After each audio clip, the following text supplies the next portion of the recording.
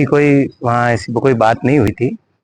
Original बात ये थी कि भाई मंदिर की एक परंपरा है, सदियों से परंपरा चली आ रही कि गर्भगृह में जो भी कोई प्रवेश करता है उसको लुंगी या धोती लगा के मंदिर प्रवेश करना पड़ता है।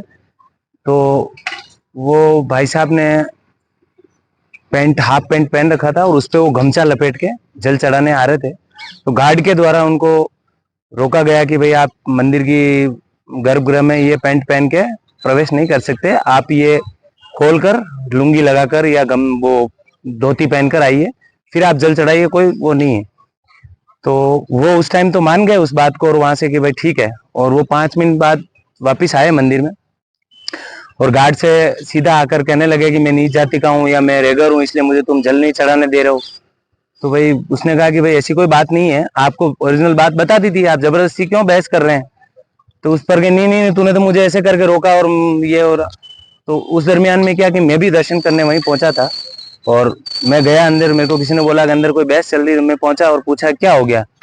तो वो भाई साहब ने मुझे बताया कि साहब मैं नीच जाति का हूँ, रेगर हूँ, इसलिए मुझे जल नहीं चढ़ाने दिया जा रहा है। मैंने कहा ऐसा तो कोई यहाँ है नहीं, यहाँ तो हजारों लोग जल चढ़ाते हैं और आज दिन तक तो किसी को जाति और समाज पूछ के जल चढ़ाने दिया नहीं, ये पॉसिबल ही नहीं।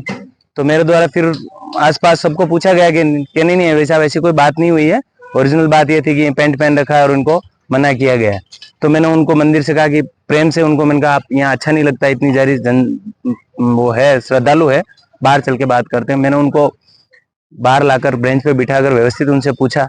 फिर भी उसके बाद भी मैंने उनको कहा कि आपको अगर ऐसा कहीं लगता है कि आपको उसने जाति समाज पूछ के किया है तो आप मेरे साथ ये पैंट बदलिए और लुंगी लगाइए और चलिए मैं जल चढ़वा देता हूँ।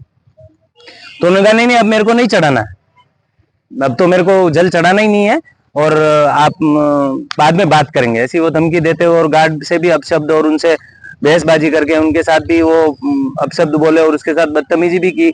लेकिन हमारे मंदिर प्रशासन ने फिर भी उनको कुछ नहीं कहा और ये सारा फुटेज सीसीटीवी में रिकॉर्ड है, सारी घटना जो हुई है वो ओरिजिनल सीसीटीवी में रिकॉर्ड है और वो प्रशासन को, जांच का विषय प्रशासन को अवेलेबल करा दिया जाएगा जब प्रशासन मांगेगा।